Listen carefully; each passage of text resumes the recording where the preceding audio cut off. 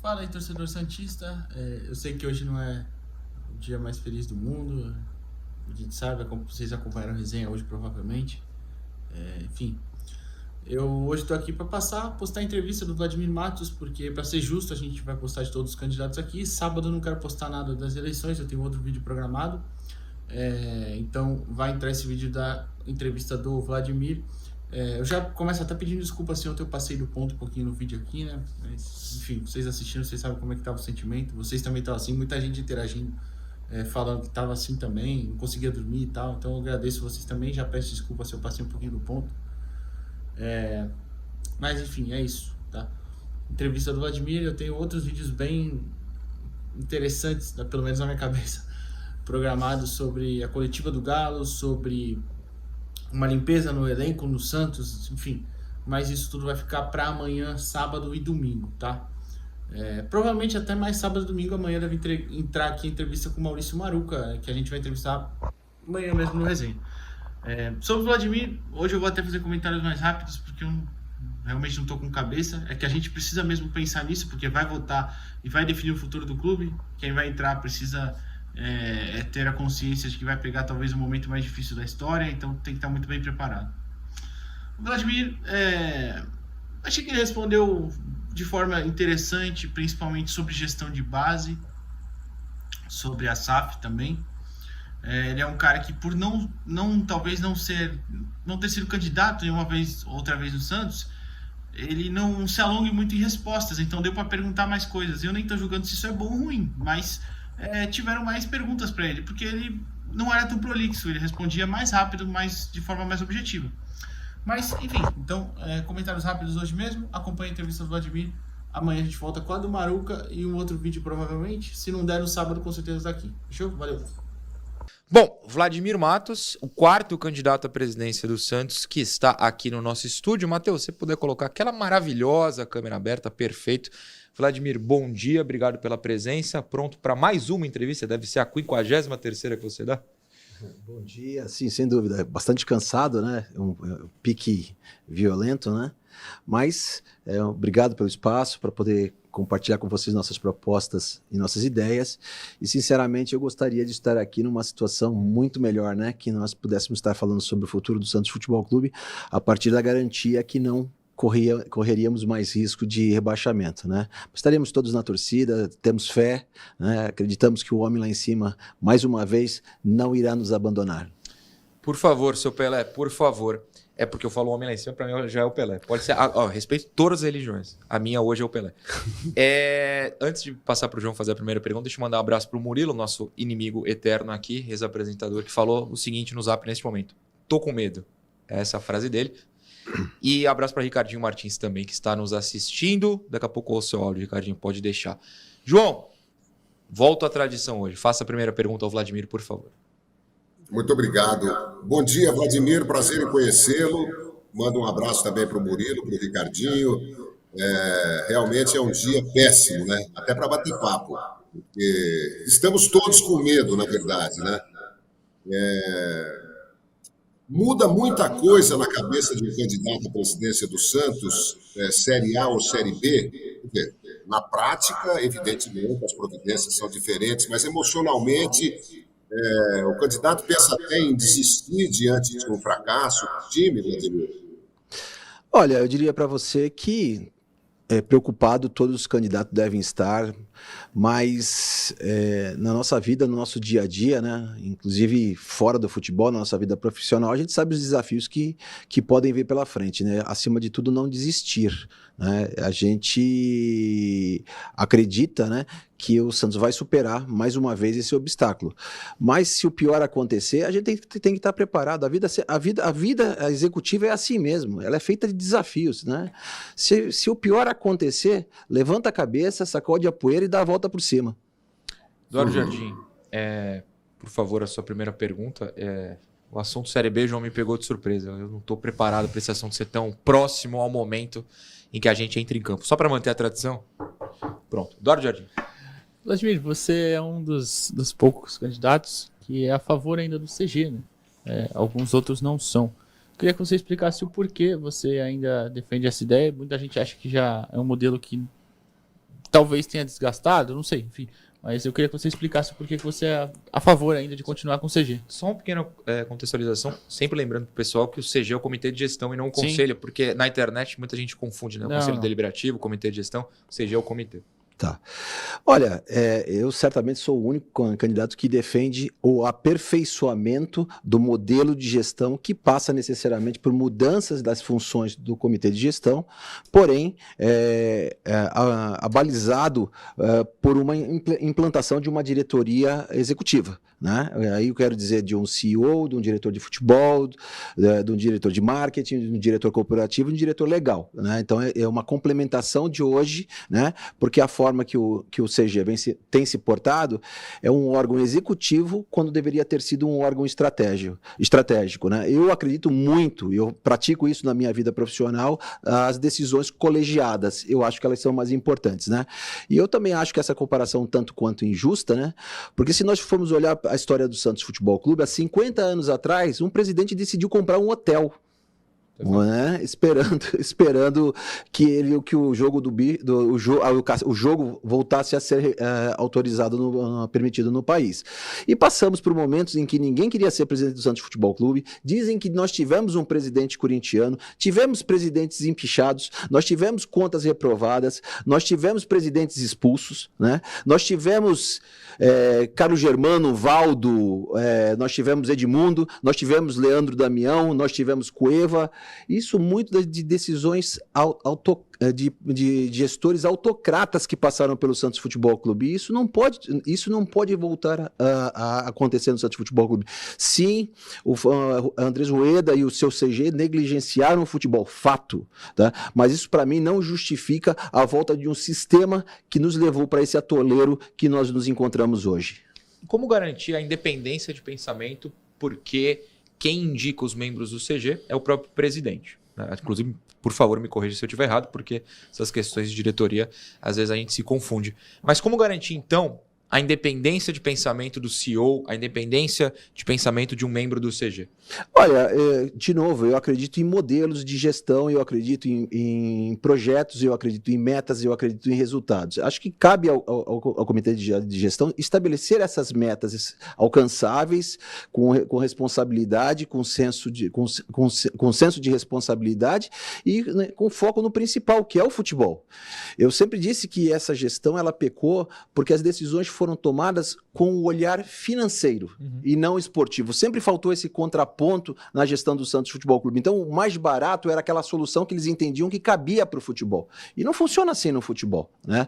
O futebol, a gente tem exemplos de clubes como o Atlético Paranaense, como o Fortaleza, como o próprio Fluminense, que souberam balancear sua situação financeira, né, com o futebol. E isso que o Santos precisa, retomar esse equilíbrio, porque historicamente, vamos esquecer aqui a época de Pelé, mas se nós voltarmos no tempo, na época de Newton Batata, Juari e João Paulo, de Diego e Robinho, de Neymar e Ganso, o Santos sempre foi uma equipe equilibrada, né, que combinava os meninos da base com a experiência de jogadores que chegavam. O Santos formava, o Santos experimentava contratações assertivas, o Santos tinha jogadores na seleção brasileira, o Santos ganhava títulos e o Santos vendia jogadores. Esse é o modelo, esse é o DNA do Santos Futebol Clube, essa é a história do Santos Futebol Clube, que em algum momento ela foi vilipendiada pelas gestões por aqui passaram. Então, isso que a gente precisa ter são essas metas, esses objetivos.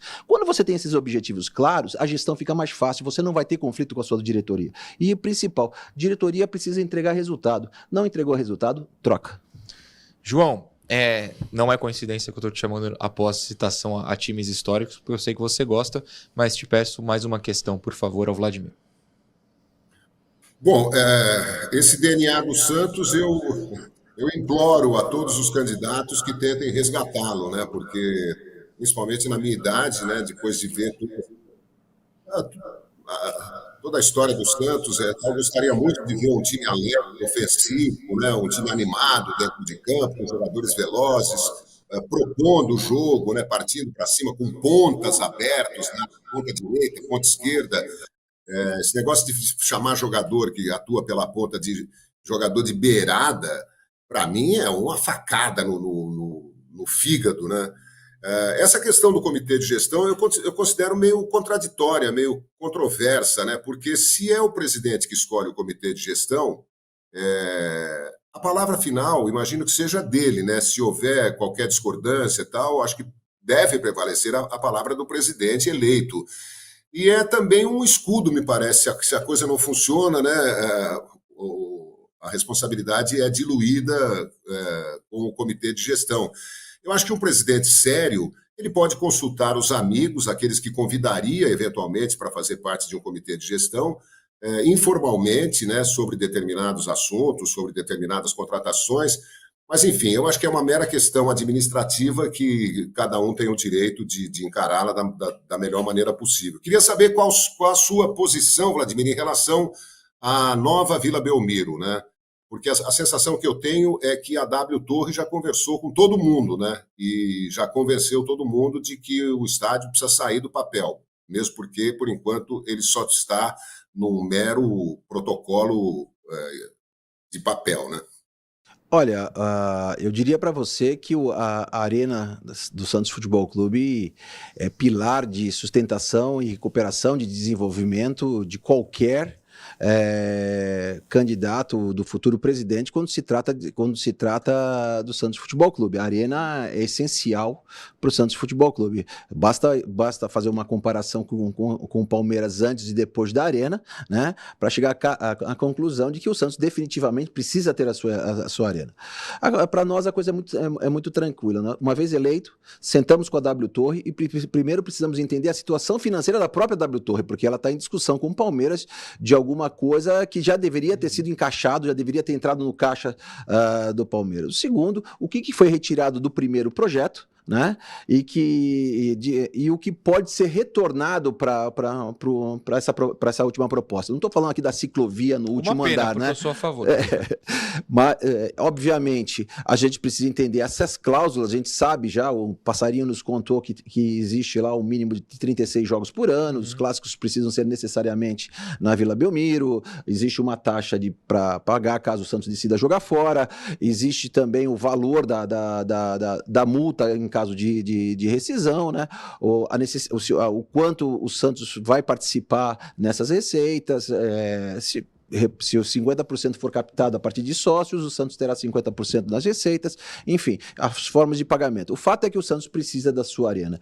E aí eu acho que o torcedor e o associado não pode cair naquele canto da sereia, que se não for a W Torre, você pega 4 construtoras aqui da Baixada, né, e levanta um estádio, como se fosse uma coisa simples assim, né? Se fosse, teria acontecido anteriormente. Exatamente. Então o Santos precisa ter, o torcedor, o associado do Santos precisa saber que tão importante quanto levantar um estádio é operar o estádio, né? O Santos Arena, né? O Santos Futebol Clube é especialista em futebol, não em shows, não em eventos, né? E existe um custo, né? Existe uma responsabilidade e não há de se discutir a capacidade da Torre por conta do quê? Do resultado que hoje o Palmeiras tem com essa operação e o fato do Atlético Paranaense ter buscado a W Torre para operar a sua arena. Então, ela, na nossa gestão, ela pode soar um tanto quanto político, mas dentro das nossas prioridades dos 100 primeiros dias está colocar de pé o projeto Arena Santos junto com o CT da base dos meninos da Vila. Já vou passar para o Edu, mas é só para voltar um pouquinho nessa questão do estádio, que eu achei interessante, algo que eu não vi, pelo menos, nenhum candidato citando. Eu, claro, estou falando aqui do Resenha, em outros lugares podem ter citado. Que é algo que a torcida fala muito, que o novo projeto, o mais recente projeto, por assim dizer, da W Torre, da arquitetura, na verdade, tem várias alterações. E muita gente fala, não foi nisso que a gente votou. Claro que a gente não está falando da ciclovia, que eu sempre brinco que eu gosto, mas é só uma piada. Eu queria que você falasse qual trechos do projeto, qual partes do projeto te incomodam aqui por terem sumido no mais recente. Especialmente a cobertura, né? Okay. Fala que sumiu um andar de estacionamento, mas nós não podemos esquecer que o Allianz tem uma particularidade, ele se apoia muito no estacionamento do shopping em Bourbon. E nós estamos construindo a menos de 1 quilômetro um novo shopping, né? Que também servirá de apoio à operação da Arena. Então eu estou muito à vontade para falar que nesse momento a minha maior preocupação é com relação à cobertura. Perfeito. Perfeito. Né? Eu não conheço os outros detalhes, eu não estou mais no Conselho Deliberativo, eu participei de 2 gestões no Conselho Deliberativo, mas eu acho que essa questão da cobertura é relevante, né? Principalmente quando se fala da cidade de Santos, em que chove bastante, especialmente nos momentos em que haverá maior concentração de shows, que será durante o verão. Perfeito. Edu, por favor. Você cita a categoria de base, Vladimir. Queria saber quais são os seus projetos, principalmente para CT, base feminina também, né? CT para as meninas, não sei se você pretende fazer algo separado, enfim, já que você explicasse um pouquinho disso, quais são os projetos da sua gestão para isso? Nós temos 2 preocupações, né? A primeira é implementar as mudanças estruturantes e as estruturais. Nas estruturantes, a gente está falando exemplificando o caso da base, né? O CT da base é parte de um contexto, né? Nós queremos recuperar a imagem, a capacidade de formação dos meninos da Vila, né? O Santos precisa ser de fato reconhecido como o melhor formador de jogadores do Brasil. A turma dos convocados fez uma análise empírica, claro, né, sobre o quanto o Santos deixou de arrecadar de 2013 a 2022 se tivesse tratado a base de forma profissional, como uma unidade de negócio. O Santos deixou de faturar 200 milhões de reais, potencialmente, né? Então, nós precisamos na base, e aí quando a gente fala de projetos estruturantes, e aqui eu também quero fazer um adendo, a palavra é melhoria. Melhoria é aperfeiçoar o que foi feito, não é simplesmente uma nova gestão, joga tudo fora e começa do zero. Aliás, esse é um dos grandes pecados do Santos Futebol Clube ao longo do tempo. Mudar tudo. Chegou um novo gerente, né, um novo presidente, parece que tudo que foi feito no passado estava errado, né? Nós precisamos dar continuidade ao que foi bem feito nessas categorias de base. Isso passa pelo processo de captação do Santos Futebol Clube. O Santos precisa alargar essa pirâmide de captação. O Santos tem muito pouca participação junto aos projetos sociais da região e fora do Brasil. Eu defendo bastante que o Santos retome os contatos com os clubes que disputam a base do Campeonato Paulista. São 78 clubes disputando o Campeonato Paulista de base. Eu acompanhei o jogo Palmeiras e Curitiba e, de repente, entra Fabinho e um outro menino em campo no segundo tempo. Esses 2 jogadores não foram formados no Palmeiras. Eles vieram de outros clubes da base. E o Santos fez isso no passado recente, quando ele traz Elano e Renato, que vieram do Guarani. Então o Santos precisa recuperar esse relacionamento com esses clubes. O Santos precisa capacitar sua rede de captadores. O Santos tem muito pouco profissionais correndo atrás de jogadores, né? O Santos precisa focar o futsal de base na formação do futebol de campo. Ele precisa ter um direcionamento. O futebol de base, o futsal é a porta de entrada do futebol de campo. E nós precisamos ter isso muito claro nessa parceria entre futsal e futebol de campo. E eu também defendo, em algum momento da nossa gestão, a implantação de centros de captação avançados. O Santos precisa estar presente no Centro-Oeste, o Santos precisa estar presente no Nordeste, o Santos precisa estar presente em regiões como Minas Gerais, Rio de Janeiro. Quando tomei conta da base da Portuguesa, foi de lá que eu trouxe Igor Júlio, que jogava na Fiorentina e hoje joga no Brighton da Inglaterra. Foi desses trabalhos que eu trouxe para Pablo Maia para a Portuguesa. Foi desses trabalhos que eu trouxe o Xavier, que jogava no Corinthians, e tantos outros meninos. O Kaique Naves, quarto zagueiro do Palmeiras, dispensado pelo Santos Futebol Clube quando era capitão da equipe sub-14. Né? Então, todo esse trabalho da base, a gente tem isso muito claro para nós que precisa ser feito. E uma outra coisa que eu acho que falta hoje e se perdeu muito no Santos é aquele sentimento de pertencimento. Eu sou Santos Futebol Clube, eu amo jogar no Santos Futebol Clube e eu quero jogar no Santos Futebol Clube. É óbvio que a ambição do menino hoje é jogar na Europa, isso está muito claro para nós, né? E, principalmente, eu acho que o Santos precisa recuperar o seu papel institucional. O Santos perdeu seu local de fala. O Santos não participa das grandes decisões do futebol brasileiro. Eu digo o seguinte, as pessoas falam, mas o jogador de 19 anos quer ir embora para a Europa. Existem 3 fatores que fazem com que os clubes de futebol percam suas joias. O primeiro, a situação de penúria de um clube. Ele logo tem que se desfazer da sua joia. O segundo, a legislação da FIFA.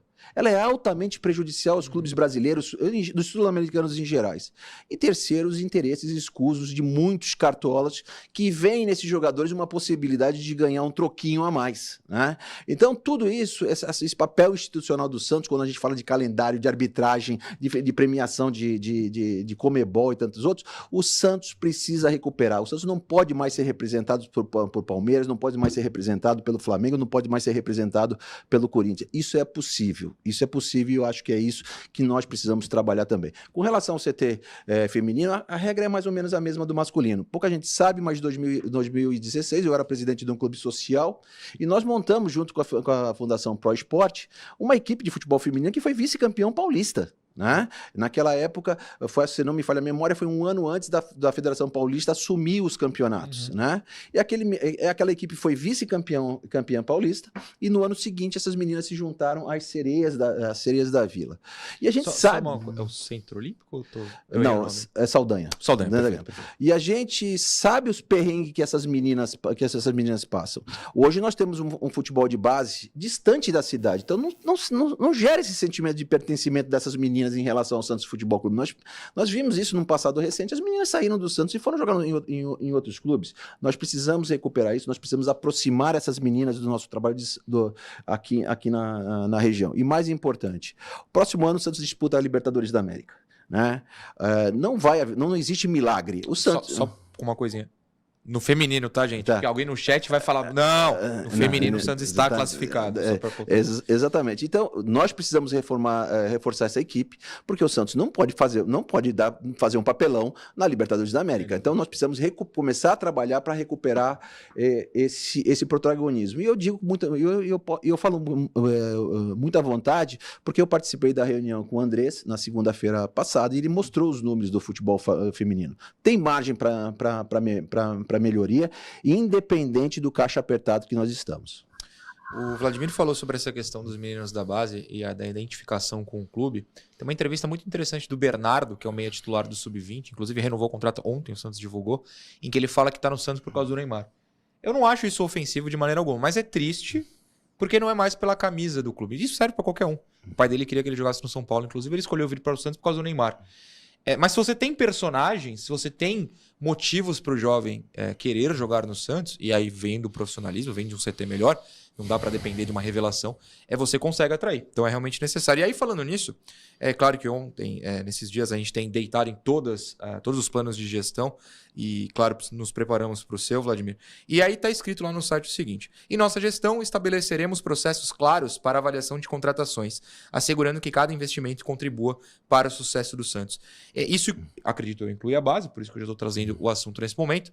Queria saber o que você pensa desses processos, quais são esses critérios de base, de profissional, enfim, o que você pensa nesse sentido? O que você vê hoje? Hoje eu não vejo critério. Um treinador chega e ele diz assim, olha, eu preciso desse jogador. Ele vai embora e o jogador fica. Sim. Né? O Santos hoje tem 37 atletas profissionais no seu elenco, né? Muitos deles foram pedidos dos seus treinadores. Né? Quando nós falamos em processo, nós estamos falando numa hierarquia clara de quem traz as opções, de quem avalia as opções e quem decide a contratação final. Isso é um processo seletivo natural que deveria ser seguido. Ninguém deveria deter isoladamente o poder de escolha. Nem o presidente. Isso deveria ser um trabalho de equipe de fato. E é isso que nós pretendemos implantar. E quando a gente fala do modelo de jogo, nós deixamos de falar em nomes e nós começamos a discutir características de determinados jogadores que devem ser aproveitados do Santos Futebol Clube. Quem fez isso com sucesso? Jorge Jesus. Quem fez isso com sucesso? Abel Ferreira no Palmeiras. Ele dá características dos jogadores. E aí o departamento de scouting, ele passa a buscar esse jogador que respeita essa característica. Vai dar certo? Não, no futebol nada é garantido. No futebol é o único negócio que você já entra perdendo de 5-0. Você precisa sair atrás do prejuízo.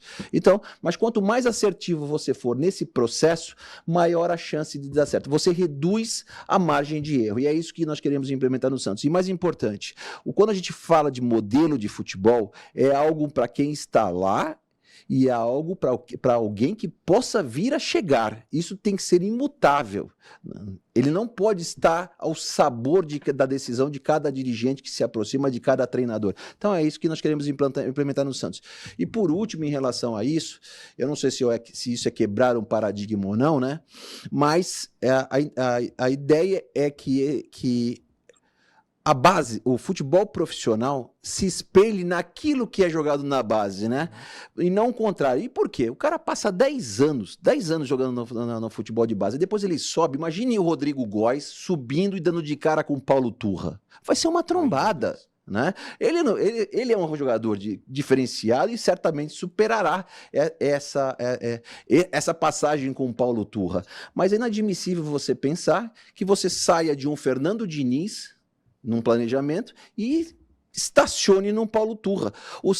Nem o Carille poderia ter passado no Santos Futebol Clube, porque ele não tem absolutamente nada a ver naquilo que nós, santistas, estamos acostumados a ver ao longo do tempo. Mas era o que tinha para hoje, foi a solução que eles encontraram e também nos salvou do rebaixamento, da mesma forma que nós estamos vendo hoje com o Marcelo Fernandes. E aí eu quero deixar muito claro, né, que eu acho que não existe nesse planeta Terra um santista satisfeito com o que está vendo em campo, ainda que eu não possa, em defesa até da minha argumentação, fazer um juízo de valor, porque ele também encontrou a coisa feita, né? Uhum.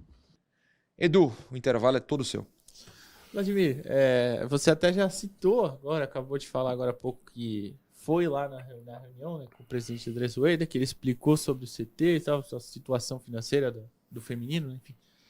Eu queria que você falasse um pouquinho sobre a situação no geral, se é ruim mesmo, e se for ruim, já vou até emendar depois quando a gente voltar. Tem como fazer o Santos ser sustentável? Olha, sob o ponto de vista administrativo financeiro, está longe de ser a terra arrasada. O grande problema hoje, que é isso que engana, que isso trai a percepção do associado e do torcedor, é que o balanço, quando ele é apresentado no regime de competência. Eu vou receber 300 milhões, vou gastar 250 e vou dizer aí aos 4 cantos que nós tivemos um superávit ao longo do ano. Então a gestão foi boa, né? O grande problema do futebol brasileiro é o desencaixe entre as entradas e a saída, né? O Santos tem uma relação de 1,5 vezes a receitas versus despesas. Então, eu quero dizer para você, para o futebol, isso é perfeitamente administrável, até porque, se existe um mérito nessa administração, foi o fato de que elas conseguiram alongar o perfil da dívida do Santos Futebol Clube. O Santos Futebol Clube tem uma dívida próxima a 200 milhões de reais que estão totalmente parceladas. E é isso que nenhum presidente, que o próximo presidente não pode perder de vista. É o regime especial, que isso é importantíssimo, que seja respeitado, que seja pago, o Profut e o pagamento dos impostos, né? E essa conta são mais ou menos 3,5 milhões de reais por mês, que não podem ser, sob hipótese nenhuma, negligenciadas, né?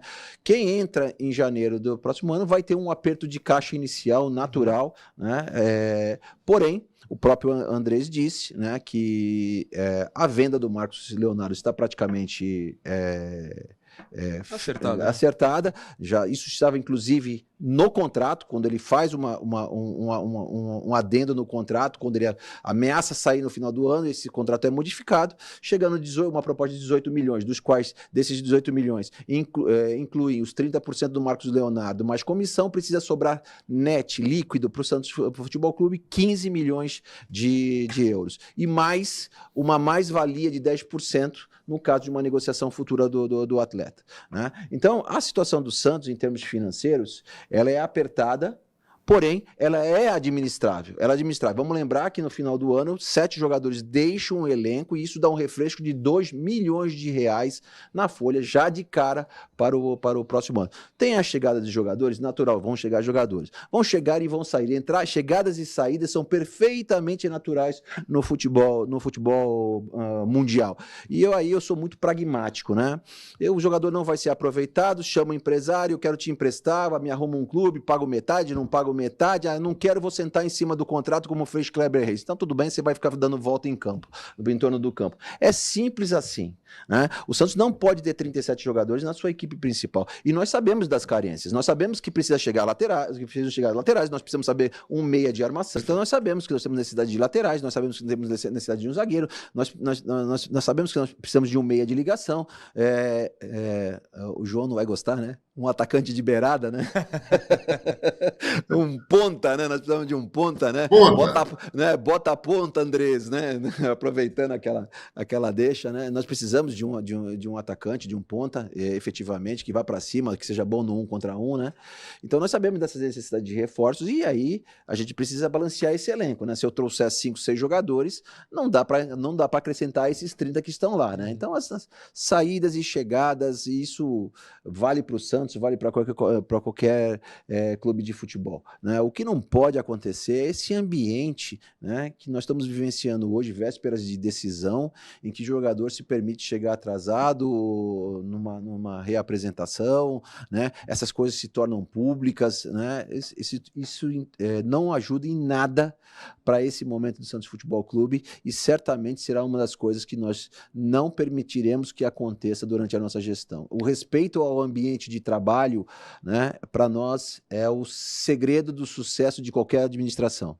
Marcelo Fernandes, Vladimir Matos, estávamos falando sobre isso no segundo bloco, em outras entrevistas vi o seu posicionamento, eu queria que você se alongasse um pouquinho nisso. Bom, como eu disse anteriormente, acho que não existe nenhum santista satisfeito com a forma com que o Santos vem se apresentando em campo, né? Eu tive as 3 últimas semanas, digo que o Santos perdeu a chance de se livrar no jogo contra o Cuiabá.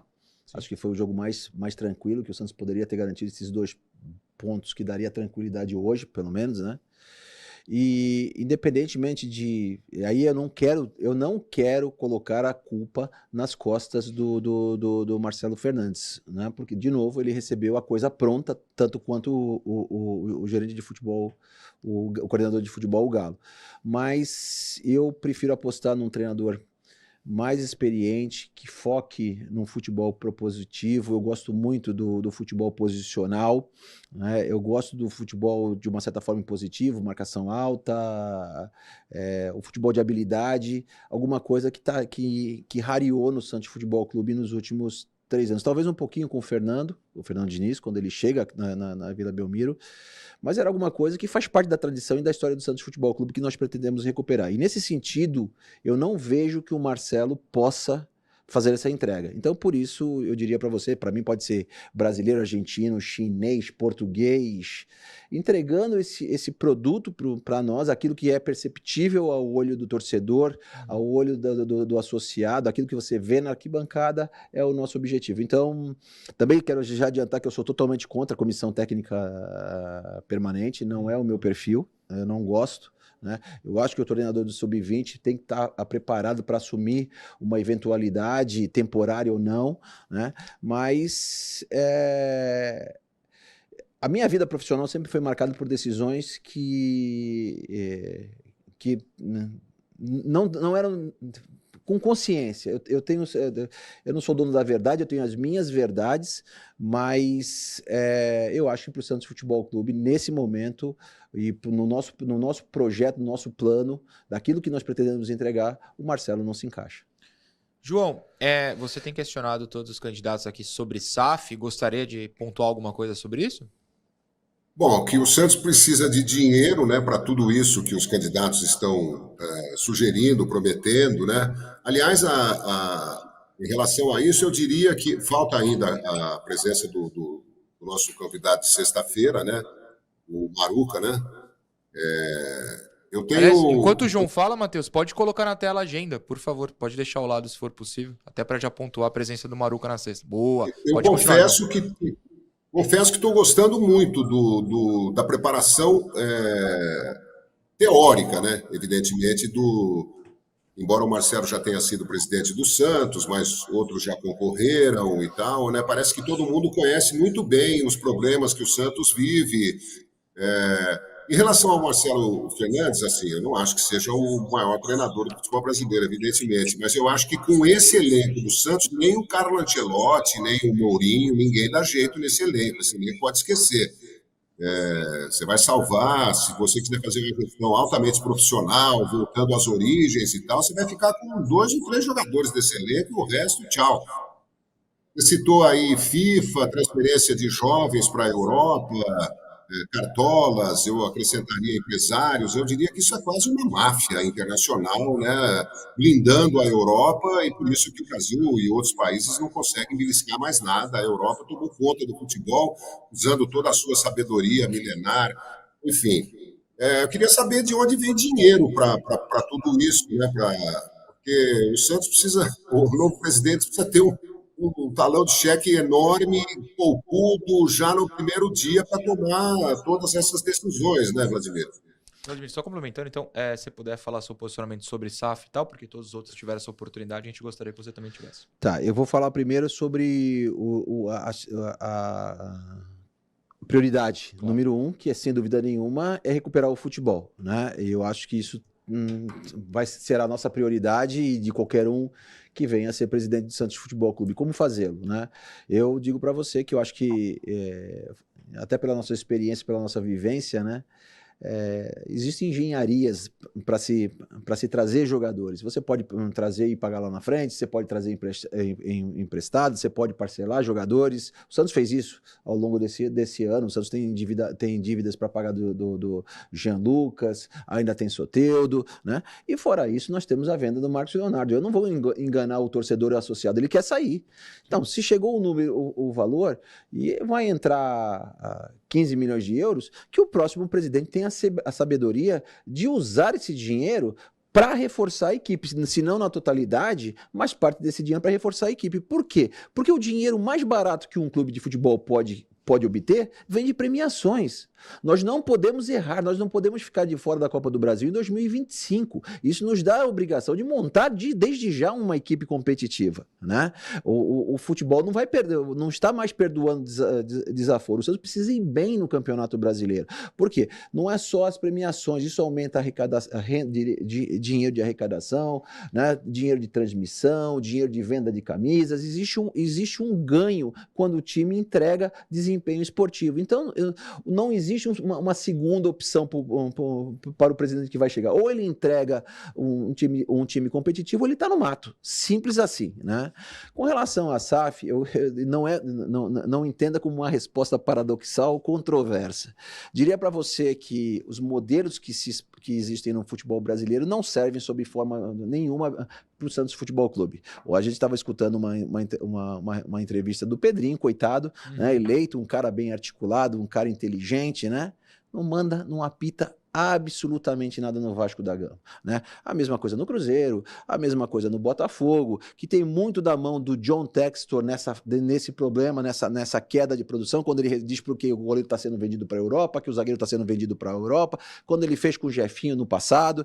Então, esses modelos não se encaixam para o Santos Futebol Clube. E qual é a dura realidade de um ente associativo como o Santos Futebol Clube? Não existe no Brasil, exceção de Flamengo e Corinthians, por conta da sua massa torcedora, a capacidade de gerar receitas orgânicas suficientes para montar e manter uma equipe protagonista no Campeonato Brasileiro, né? O Santos hoje, ele tem um orçamento de 300 milhões de reais. Se eu performar muito bem, crescer 50%, das minhas receitas, eu chego a 450 milhões. O Flamengo já bateu na casa do 1 bilhão e 200. O Palmeiras está batendo na casa do 1 bilhão. O Corinthians está batendo na casa do 1 bilhão. O São Paulo está quase lá. A quinta maior arrecadação desse ano foi o Internacional com meio bilhão de reais. Então, a SAF, ela é uma necessidade para o Santos Futebol Clube. Mas ela também não pode ser feita no afogadilho, como aconteceram com esses clubes. E o que nós pretendemos fazer? Eu acho que a gente precisa colocar de pé essas propostas que partem dessa nossa gestão profissional, e entre essas propostas está colocar de pé o projeto da Arena. a reorganização financeira, uma equipe competitiva, encorpar o nosso quadro associativo e fazer dos Meninos da Vila uma unidade de negócio. Esses são os cinco pilares da nossa gestão. Fizemos isso, vamos partir para a conversa da SAF. O que eu quero da SAF? Eu quero um parceiro que ele veja que ele tem um ganho institucional maior do que o lucro na venda de um atleta. Essa é a minha... E como é que você faz isso? Eu posso manter meus 51, eu posso vender 49, 30, o que quer que seja, né? Mas aí o meu parceiro precisa entender que um contrato de sócios, ele precisa ter pesos e contrapesos, travas e gatilhos, que garanta desempenho esportivo, que garanta o crescimento da marca e, principalmente, que haja cláusula de recompra. Não deu certo, cada um para o seu lado, está aqui seu dinheiro, tomo de volta a minha parte e acabou a conversa. É isso que nós pretendemos para o Santos Futebol Clube. Isso pode acontecer no primeiro ano, isso pode acontecer no segundo. Se o cavalo passar encilhado com uma proposta que se encaixa nisso aí, eu vou dizer para você, vamos agilizar esse processo. Para tanto, eu não sou um expertise em direito, né? Durante muito tempo, eu acompanhei os processos da SAD em Portugal para entender um pouquinho essa conceituação que acabou se transformando na SAF brasileira. Nós trouxemos como consultor o Dr. Rodrigo Castro. Para quem não sabe, o Dr. Rodrigo Castro é o pai da lei da SAF. E ele está trabalhando com a gente nessa definição daquilo que seria o modelo adequado ao Santos Futebol Clube. Mas é uma questão de sobrevivência. Se o Santos se o Santos quiser se transformar num Atalanta, né, que fica lá quinto, quarto lugar do campeonato italiano, aí belisca uma UEFA, belisca de vez em quando uma Champions, vende jogador e está bem obrigado para ele, não tem problema. Não temos pressa de nada. Mas, Vladimir... Não, peraí, João, a gente vai deixar o Vladimir encerrar a questão, porque o programa vai encerrar na produção. Só quero saber se existe esse parceiro que concorde com essa fórmula. Sim, o futebol ele é o único, é a modalidade que mais recursos tem disponíveis para serem investidos. Isso garantido, né? A prova disso é que você está vendo aí, Tricorp, o Paraná agora. Nós sabemos, parceiros institucionais, parceiros financeiros, e existe sim, e garanto para vocês, o Santos Futebol Clube ainda sobrevive no mundo, né? Porque é um time de baixíssima rejeição. E também quero garantir que isso não é utópico. Agora, nós precisamos encontrar a coisa no tempo certo, nós precisamos encontrar o parceiro certo e nós não vamos entregar o Santos para quem não respeite a sua história. Vladimir Matos, obrigado pela sua presença, obrigado pela sua eloquência até nas respostas, deu chance da gente fazer mais perguntas do que o usual. E, enfim, boa sorte no sábado, espero que vença o melhor para o Santos Futebol Clube. Eu agradeço e eu quero só complementar dizendo que já existe um vencedor, né, que é o associado do Santos Futebol Clube, que mais uma vez vai poder representar sua vontade através do voto online. E independentemente de quem ganhe essa eleição, espero que sejamos nós, né, tudo aquilo que for possível para agregar para o Santos Futebol Clube, nós estaremos à disposição. A gente costuma dizer o seguinte: eu tenho minhas dúvidas se Deus de fato é santista, porque se ele fosse, ele pegaria todas as pessoas boas que existem em cada uma desses grupos e colocasse todos juntos. O Santos seria o melhor do Brasil. Muito obrigado mais uma vez pelo teu espaço.